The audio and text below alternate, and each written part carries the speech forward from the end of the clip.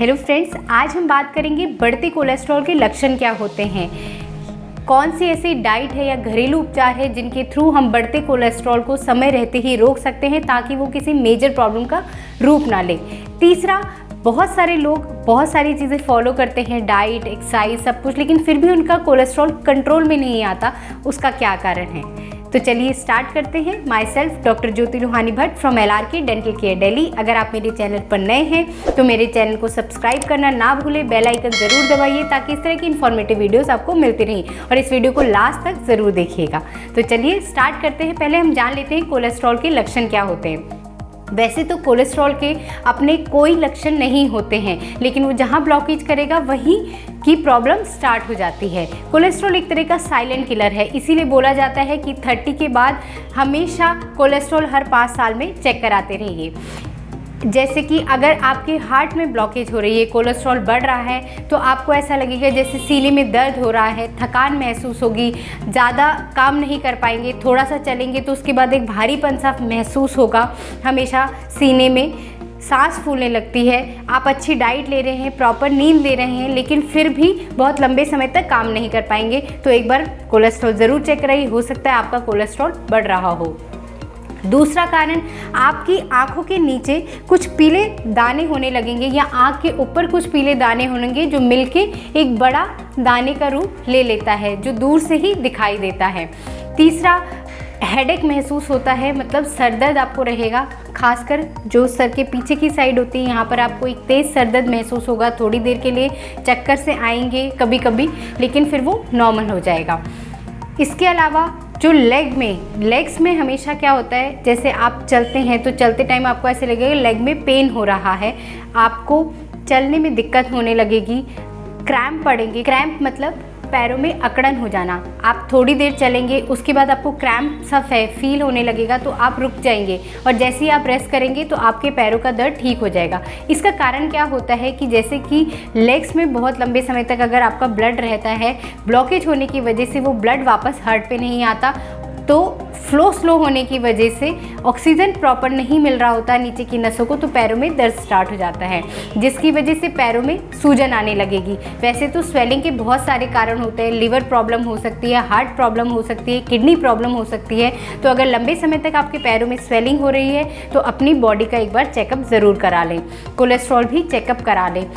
Swelling क्यों हो जाती है? क्योंकि बहुत लंबे समय तक जब ब्लड पैरों में ही रहता है, वापस फ्लो नहीं हो रहा होता, तो उसकी वजह से ब्लड के अंदर का जो प्लाज्मा होता है वो टिश्यू में आने लगता है, जिसकी वजह से हमारे पैर में और जो एंकल होते हैं वहाँ पर स्वेलिंग स्टार्ट हो जाती है। इसके अलावा आपको हमेशा ऐसा लगेगा कि जैसे आपके हाथ पैर ठंडे हो रहे हैं, सुन्न हो रहे हैं, पैरों में एक सुन्नपन और एक ठंडापन महसूस होगा। अगर आपको ऐसा महसूस होता है तो सॉक्स पहनिए, अपने पैरों को हमेशा गर्म रखने की कोशिश करिए। इसका कारण ये होता है कि अगर आप लंबे समय तक आपके पैर ठंडे रहेंगे तो यानी कि वहाँ पर ब्लड का फ्लो ढंग से नहीं हो रहा, तो अल्सर की प्रॉब्लम हो सकती है, यानी कि पैर में छाला हो सकता है, गैंग्रीन की प्रॉब्लम हो सकती है। तो इस को अवॉइड करने के लिए अपने पैरों को हमेशा गर्म रखें।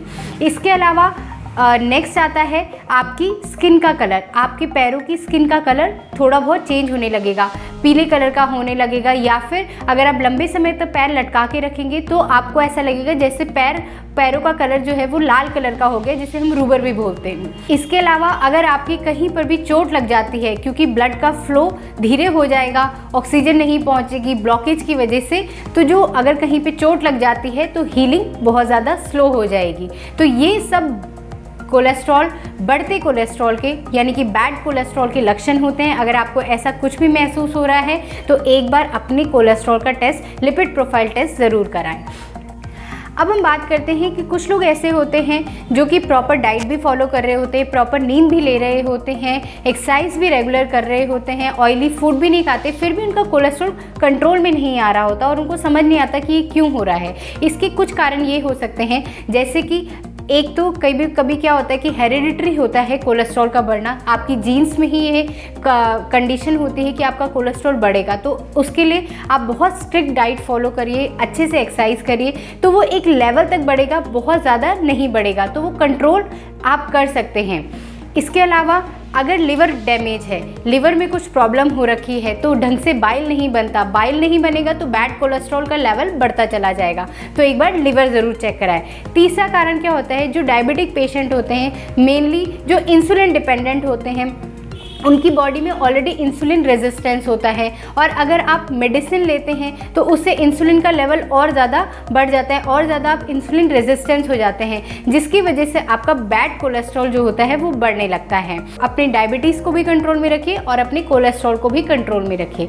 अब हम बात करते हैं कि ऐसे कौन से घरेलू उपाय हैं जिनके थ्रू आप अपने बैड कोलेस्ट्रॉल को, अपने डायबिटीज़ को, अपने बीपी को, सब कुछ को कंट्रोल में कैसे रख सकते हैं और एक हेल्दी वेल्दी अच्छी लाइफ कैसे जी सकते हैं। अब हम बात करते हैं कि कौन से ऐसी घरेलू या खान पान की चीज़ें हैं जिनको अपनी डाइट में हम इन्वॉल्व करेंगे तो हम बैड कोलेस्ट्रॉल को कम कर सकते हैं और गुड कोलेस्ट्रॉल की तरफ जा सकते हैं। पहला आता है जिसमें पहले तो जितने भी जंक फूड होते हैं जैसे फ्रेंच फ्राइज, बर्गर, पिज़्ज़ा, इन्हें जितना कम से कम ले उतना अच्छा है। अगर आप ऑलरेडी कोलेस्ट्रॉल के पेशेंट हैं तो इन सब चीज़ों को कुछ समय के लिए बिल्कुल ही बंद कर दीजिए। इससे कुछ फ़ायदा तो होता नहीं लेकिन नुकसान बहुत ज़्यादा होता है, क्योंकि इसमें जो ऑयल यूज़ होता है वो हमारी सेहत के लिए बिल्कुल भी अच्छा नहीं होता। दूसरा, मैंने आपको बताया कि आप अपने खाने में डिफरेंट टाइप्स के ऑयल्स का इस्तेमाल करिए। 15-15 दिन में उनको रोटेट करते रहिए, जैसे कि कच्ची घानी सरसों का तेल, olive oil, rice bran oil, देसी घी, इस तरह की चीज़ें आप 15-15 दिन में उनको इस्तेमाल करिए और फिर उनको रोटेट करते रहिए। दूसरी बात, जब भी आप ऑयल इस्तेमाल करें तो हो सके तो उसको एक ही बार इस्तेमाल करें। ऑयल बहुत कम, 1-2 चम्मच ही इस्तेमाल करें, इससे ज़्यादा ऑयल ना लें, चाहे वो कोई भी तरीके का है। आटा जो होता है वो मिश्रित आटा ही खाने की कोशिश करें, जैसे कि उसमें आप गेहूं में ज्वार, बाजरा, जौ, चौलाई, सोयाबीन, चना, इस तरह की चीज़ों को ऐड करके एक मिश्रित आटा बना लीजिए और उसको खाएं। उससे क्या होगा कि आपके आटे का जो फाइबर है उसका लेवल बहुत अच्छा बढ़ जाएगा, शुगर का लेवल उसमें कम हो जाएगा, तो आपका शुगर का जो लेवल बढ़ रहा है उसको भी कंट्रोल करेगा और बैड कोलेस्ट्रॉल है उसको भी कंट्रोल करेगा। इसके अलावा खाने में जो सिट्रस फ्रूट्स होते हैं जैसे कि आपका संतरा हो गया, आंवला हो गया, नींबू हो गया, क्योंकि इनमें एंटीऑक्सीडेंट प्रॉपर्टीज़ होती हैं, एंटी इन्फ्लेमेटरी प्रॉपर्टीज़ होती हैं और ये आपकी कोलेस्ट्रॉल को नहीं बढ़ने देती हैं। तो इन चीज़ों का इस्तेमाल ज़्यादा करें, चाहे वो नींबू पानी के रूप में हो, चाहे आप सैलेड के ऊपर नींबू डाल के खाएं, ये सब चीज़ों का इस्तेमाल ज़्यादा करें। आंवला आप कच्चे रूप में भी खा सकते हैं, अगर खट्टा लगता है तो थोड़ा उबाल के भी खा सकते हैं, लेकिन हो सकता है जितना उतना रॉ फूड ज़्यादा खाइए, क्योंकि उससे आपके जितना आप रॉ फूड खाएंगे उतना उसकी जो न्यूट्रिएंट्स हैं वो आपको ज़्यादा मिलेंगे। इसके अलावा जितने भी ग्रीन लीफी वेजिटेबल्स होती हैं उनको, पालक, सरसों, इस तरह की जो चीज़ें होती हैं उनको बहुत ज़्यादा लेवल पे खाइए, क्योंकि उनके अंदर जो प्रॉपर्टीज़ होती है, उनके अंदर जो एंटी इन्फ्लेमेटरी, एंटीऑक्सीडेंट प्रॉपर्टीज़ होती हैं, उससे आपकी बॉडी की टॉक्सिसिटी जो होती है उसका लेवल कम होता है, तो बैड कोलेस्ट्रॉल का लेवल कम हो जाएगा। इसके अलावा आप बीटरूट, जो चुकंदर जिसे बोला जाता है, वो एक बहुत अच्छा एंटी इन्फ्लेमेटरी एजेंट होता है और एंटीऑक्सीडेंट होता है, और उसके अंदर सबसे ज़रूरी जो हमारी बॉडी के लिए चाहिए होता है नाइट्रिक ऑक्साइड फॉर्म होता है, जिसकी वजह से जो बैड कोलेस्ट्रॉल होता है वो उस पर डायरेक्ट इफेक्ट करता है। तो आप बीटरूट, चुकंदर का जूस पी सकते हैं, उसको सैलेड के रूप में खा सकते हैं, उसकी सब्जी बना सकते हैं। तो चुकंदर का जितना ज़्यादा इस्तेमाल करेंगे उतना ही ज़्यादा आपकी बॉडी में नाइट्रिक ऑक्साइड बनेगा और आपको लड़ने की ताकत मिलेगी। तो जो चुकंदर के अंदर जो प्रॉपर्टीज़ होती हैं वो क्या करते हैं, आपकी नसों को फैला देते हैं। नसों को फैलाएंगे तो जो ब्लॉकेज होती है वो फ्लो आउट होकर बाहर निकल जाती है, तो ब्लॉकेज को ब्रेक करता है। तो इससे चुकंदर जितना ज़्यादा इस्तेमाल करेंगे उतना आपकी ब्लॉकेज जो है उसकी प्रॉब्लम कंट्रोल हो जाएगी। और इंसुलिन आपके शुगर के लेवल को भी कंट्रोल करने में हेल्प मिलता है, बीपी को कंट्रोल करने में हेल्प करता है। तो आप चुकंदर बीपी पेशेंट भी खा सकते हैं, डायबिटिक पेशेंट भी खा सकते हैं, और जिनका कोलेस्ट्रॉल लेवल बढ़ रहा है वो सब भी खा सकते हैं। देखिए ये सब चीज़ें जो होती है वो एक साथ कनेक्टेड होती है, अगर एक चीज़ बढ़ेगी तो दूसरा, क्योंकि सब हार्मोनल लेवल पे ही काम करते हैं, हार्मोनल लेवल की वजह से में गड़बड़ होने की वजह से ही प्रॉब्लम होती है। तो अगर आप एक चीज़ को कंट्रोल करने जाएंगे तो आपकी बाकी चीज़ें खुद ब खुद कंट्रोल हो जाती हैं। इसके बाद आता है धनिया पाउडर। धनिया पाउडर या जो कच्चा धनिया होता है या धनिया की जो बीज होते हैं, अगर आप उनको इस्तेमाल करते हैं तो वो बहुत अच्छे से आपके बैड कोलेस्ट्रॉल को कंट्रोल करते हैं, क्योंकि वो फैट का एब्जॉर्प्शन होने से रोक देते हैं। तो धनिया एक बहुत ही लाभदायक चीज़ होती है, उसको अपने खाने में ज़रूर इन्वॉल्व करें और उसका इस्तेमाल ज़्यादा से ज़्यादा करें। तो धनिया के आप बीज का पाउडर बना के उसको भी ले सकते हैं, अपने खाने में डाल के खा सकते हैं, या फिर आप धनिया की पत्ती को अपने हर खाने में डाल के उसको अच्छी तरीके से चबा के उसको डाइजेस्ट अगर डाइजेस्ट करेंगे तो आपका कोलेस्ट्रॉल, बैड कोलेस्ट्रॉल जो है उसको कम करने में हेल्प मिलती है। इसके बाद आता है इसबगोल। वैसे तो आपने सुना ही होगा कि इसबगोल को अगर दही के साथ लेते हैं तो वो आपका पाचन में बहुत हेल्प करता है, लेकिन अगर इसको आप दही के साथ भी ले सकते हैं, इसको आप पानी के साथ भी, जैसे किसी को अगर दही और इसबगोल को खाने से एसिडिटी फील होती है तो वो रात को गर्म पानी के साथ इसबगोल की 1-2 चम्मच ले लीजिए। इसका बहुत अच्छा फायदा होता है बैड कोलेस्ट्रॉल को कम करने में।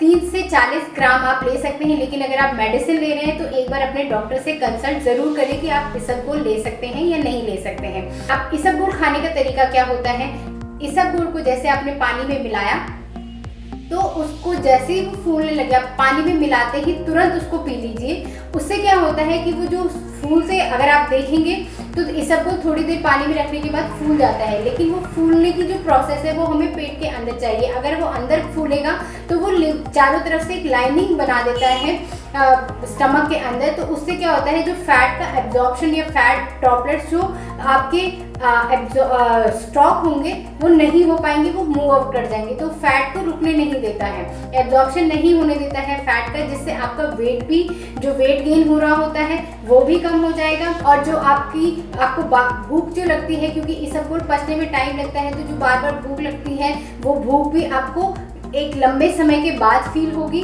और उससे आपका पाचन भी ठीक हो जाएगा और उससे आपका जो कोलेस्ट्रॉल का लेवल बढ़ रहा है वो भी कम हो जाएगा। इसके बाद आता है मेथी दाना। मेथी दाना तो आपने सुना ही होगा, उसमें एंटी इन्फ्लामेटरी, एंटीऑक्सीडेंट प्रॉपर्टी होती हैं। अगर आप 1-2 चम्मच सुबह खाली पेट गर्म पानी के साथ ले ले 1 चम्मच, तो उससे भी आपका बैड कोलेस्ट्रॉल, आपका शुगर लेवल, आपका बीपी का लेवल, ये सब कंट्रोल हो जाते हैं। इसके बाद नेक्स्ट आता है लहसुन। सुबह खाली पेट गर्म पानी के साथ आप 2 कली अगर लहसुन की खाते हैं तो उससे आपकी डायबिटीज़ कंट्रोल होती है, आपका ब्लड प्रेशर कंट्रोल होता है, बढ़ता हुआ ब्लड प्रेशर कंट्रोल होगा, बैड कोलेस्ट्रॉल को कम करके जो HDL है, गुड कोलेस्ट्रॉल है, उसको बढ़ा देता है। आप फर्मेंटेड गार्लिक भी खा सकते हैं। अगर किसी को कच्चा गार्लिक खाने में प्रॉब्लम होती है, आप फर्मेंटेशन करने के लिए, लेकिन उसमें 30 से 45 दिन का टाइम लगता है। एक जार में 1 लीटर पानी में आप 15-16 कलियां लहसुन की काट लीजिए, लेकिन पानी सिर्फ उतने लेवल तक रखिए जितने में आपके लहसुन जो है वो डिप हो जाए। उसमें 4 चम्मच नमक डाल दीजिए और 1-2 चम्मच आप एप्पल सीडर विनेगर डाल दीजिए और उसको 30 से 45 दिन के लिए रख दीजिए। उनका कलर चेंज होगा, ब्राउन कलर का होगा, गैस बनेगी, तो थोड़ा सा ढक्कन खोल दीजिएगा और उस गैस को निकलने दीजिएगा। 30 से 45 दिन के बाद आप उसको खा सकते हैं। लेकिन ये जो भी मैं उपाय आपको बता रही हूँ, एक बार अपने डॉक्टर से ज़रूर कंसल्ट कर लीजिए अगर आप ऑलरेडी कोलेस्ट्रॉल की मेडिसिन ले रहे हैं तो। नेक्स्ट आता है उसके बाद टमाटर। टमाटर का अगर आप उपयोग ज़्यादा करते हैं, टमाटर के अंदर लाइकोपीन प्रेजेंट होता है, तो वो उस एंटी कैंसर से भी हमें बचाता है और बैड कोलेस्ट्रॉल को भी बढ़ने से रोकता है, गुड कोलेस्ट्रॉल का लेवल ऊपर बढ़ा देता है। इसके अलावा आप प्याज खा सकते हैं, अनियन, चाहे आप हरा प्याज खाइए चाहे आप नॉर्मल प्याज खाइए, क्योंकि अनियन के अंदर सल्फर होता है जो एंटीऑक्सीडेंट, एंटी इन्फ्लेमेटरी प्रॉपर्टीज़ होती हैं, तो वो आपके बैड कोलेस्ट्रॉल को कम करता है। डायबिटीज़ के पेशेंट के लिए भी प्याज बहुत अच्छा होता है, ब्लड प्रेशर के पेशेंट के लिए भी प्याज बहुत अच्छा होता है, और इससे अगर आपका थायराइड भी बढ़ रहा है तो उसको भी ये कंट्रोल करता है। इसके अलावा ओट्स जो होते हैं उसके अंदर सॉल्युबल फाइबर होता है, हार्ट पेशेंट के लिए गोल्ड स्टैंडर्ड माना जाता है ओट्स। अगर आप ओट्स अपनी डाइट में मॉर्निंग में लेते हैं, क्योंकि उसके अंदर बहुत रिच सोर्स ऑफ फाइबर्स होते हैं जो ईजिली पच भी जाते हैं, तो आपके पाचन को भी कुछ अफेक्ट नहीं पड़ता और आपको बहुत जल्दी एनर्जी मिलती है, और आपके जो बैड कोलेस्ट्रॉल का लेवल जो बढ़ रहा होता है उसको कंट्रोल करके वो गुड कोलेस्ट्रॉल के लेवल को बढ़ा देता है। इसके बाद आता है बेरीज। चाहे आप ब्लैकबेरी लीजिए, चाहे आप ब्लूबेरीज लीजिए, चाहे स्ट्रॉबेरी लीजिए, किसी भी रूप में अगर आप बेरी का इस्तेमाल करते हैं, क्योंकि उसके अंदर एंटीऑक्सीडेंट प्रॉपर्टी होती है, एंटी इन्फ्लेमेटरी प्रॉपर्टीज़ होती हैं, तो वो आपकी बॉडी से जो बैड कोलेस्ट्रॉल होता है उसका लेवल कम करके गुड कोलेस्ट्रॉल का लेवल बढ़ा देते हैं। ग्रीन टी आप ले सकते हैं दिन में 2 से 3 बार। ग्रीन टी में भी एंटीऑक्सीडेंट, एंटी इन्फ्लेमेटरी प्रॉपर्टीज़ होती हैं। 2 से 3 बार विदाउट शुगर लेंगे तो उससे आपकी शुगर लेवल, ऊपर से शुगर ना लें, क्योंकि उससे क्या होता है कि आपका शुगर का लेवल बढ़ सकता है, तो आप डायबिटिक पेशेंट बन सकते हैं। तो बिना शुगर के ही ग्रीन टी लेने की कोशिश करिए। इसके बाद नेक्स्ट आता है फ़िश। अगर आप हफ्ते में 2 बार फ़िश का यूज़ कर रहे हैं, खा रहे हैं, तो उससे क्या होगा, आपको ओमेगा 3 फैटी एसिड्स मिलता है। ओमेगा 3 फैटी एसिड जो होता है वो उसके अंदर anti cancer property, anti inflammatory, anti oxidant properties होती हैं, तो वो आपको इन बैड कोलेस्ट्रॉल को बढ़ने से रोकता है। इसके बाद आता है राजमा, जिसे हम किडनी बीन्स भी बोलते हैं। राजमा के अंदर सॉल्युबल फाइबर्स बहुत होते हैं, तो राजमा को अच्छी तरह से पका के खाएं और उसका इस्तेमाल ज़्यादा करें, तो उससे भी आपकी वो नसों को खोलने में हेल्प मिलती है। तो जो ब्लॉकेज होगी वो उसको फ्लो आउट कर देगा, बाहर निकाल देगा। तो ये मैंने आपको बताया जो आप खाने के थ्रू अपनी बॉडी में फाइबर को बढ़ाएंगे। पानी अच्छे से पीजिए, riches leafy, green leafy vegetables का ज़्यादा इस्तेमाल करिए, और जो ये मैंने जो भी चीज़ें बताई इनका अगर आप प्रॉपर अच्छी तरीके से डाइट फॉलो करेंगे तो आप कोलेस्ट्रॉल को कहीं ना कहीं रोक सकते हैं और उसको रिवर्स भी किया जा सकता है। इसके अलावा नेक्स्ट जो आता है, जैसे कि मैंने आपको बताया कि हमारी बॉडी में ही कुछ ऐसे पॉइंट्स होते हैं, अगर हम उनको प्रेस करें तो जैसे नाइट्रिक ऑक्साइड। अब हम बात करते हैं नाइट्रिक ऑक्साइड की। नाइट्रिक ऑक्साइड का बहुत मेजर रोल होता है बैड कोलेस्ट्रॉल को कम करने के लिए। नाइट्रिक ऑक्साइड जैसे मैंने कि आपको बताया कि चुकंदर में बहुत अच्छे लेवल पे प्रेजेंट होता है। नाइट्रिक ऑक्साइड का काम क्या होता है, नाइट्रिक ऑक्साइड हमारी नसों को फैला देता है। उसकी वजह से अगर जो ब्लॉकेज बन भी रही होती है वो फ्लो आउट हो जाएगी और आपकी नसों का जो लचीलापन है उसको बढ़ाता है, स्टिफनेस नहीं आती नसों में। तो नाइट्रिक ऑक्साइड बहुत ज़रूरी है लेना। वो हमारी बॉडी में भी बनता है, मैं आपको बताऊंगी ऐसे कौन से पॉइंट्स हैं जिनसे बनता है। अगर आप उनको प्रेस करते हैं तो उससे भी हमारी बॉडी प्रोड्यूस करती है नाइट्रिक ऑक्साइड। लेकिन कुछ ऐसे फूड भी होते हैं। अब नाइट्रिक ऑक्साइड कैसे बनाया जाता है, अगर आपकी ओरल हेल्थ अच्छी है, यानी कि आपके दांत मजबूत, आपके मसूड़े मजबूत हैं, तो आप खाने को बहुत अच्छे से चबाएंगे। तो जो खाने के बैक्टीरियाज होते हैं वो हमारे फूड के साथ मिलके फूड के अंदर जो नाइट्रेट होता है उसको कन्वर्ट करते हैं। नाइट्रेट स्टमक में जब जाता है तो नाइट्राइट बनता है। नाइट्राइट स्टमक में जाने के बाद जब खाना और पचता है तो वो नाइट्रिक ऑक्साइड प्रोड्यूस करता है, जिसका हमारे इम्यून सिस्टम के लिए बहुत ज़रूरी होता है, क्योंकि वो हमारा डिफेंस सिस्टम हमारे को बॉडी को जीवाणु से, कीटाणुओं से लड़ने की मदद करता है।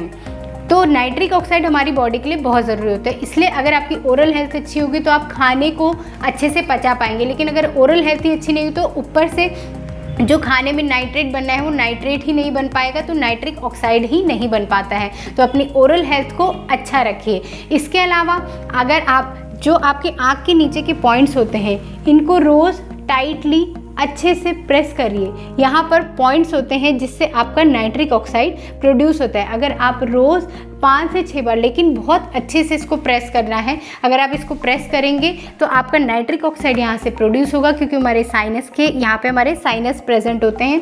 अगर इनको आप प्रेस करेंगे तो वहाँ से नाइट्रिक ऑक्साइड प्रोड्यूस होता है, जो आपके ब्लड में जो कोलेस्ट्रॉल का लेवल बढ़ रहा है, बैड कोलेस्ट्रॉल का लेवल बढ़ रहा है, उसको भी कम करता है। होप ये वीडियो आपको हेल्पफुल लगी होगी, इन्फॉर्मेटिव लगी होगी, तो इसको ज़्यादा से ज़्यादा शेयर करिए, लाइक करिए, सब्सक्राइब करिए, ताकि इस तरह की वीडियोस से आपको हेल्प मिलती रहे और अपनी आप हेल्थ को, ओरल हेल्थ हो चाहे ओवरऑल हेल्थ हो, उसको अच्छा बनाएं, सुंदर बनाएं और खुश रहें।